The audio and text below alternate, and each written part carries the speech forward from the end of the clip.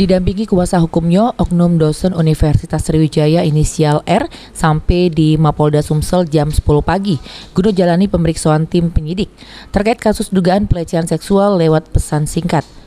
Diketahui oknum dosen inisial R tersebut dilaporkan oleh 3 mahasiswinya dewek, inisial C, F, sama D ke Subdit 4 Renakta Ditreskrimum Polda Sumsel diduga karena ngirim pesan singkat yang tidak pantas.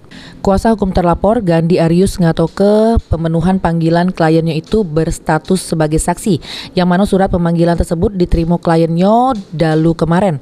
Dengan ini memastikan bahwa kliennya sudah kooperatif untuk mengikuti panggilan polisi untuk proses penyelidikan. Ini dalam rangka pemanggilan sebagai saksi, ya Pak ya.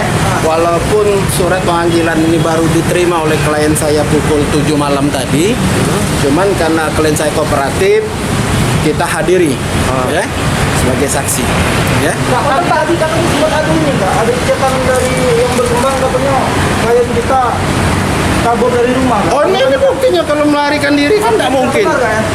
Itu fitnah itu. Untuk Pak Reza sendiri siap Pak menjalani pemeriksaan hari ini? Insya Allah lah ya, tolong doa saja. Mulyadi, PAL TV.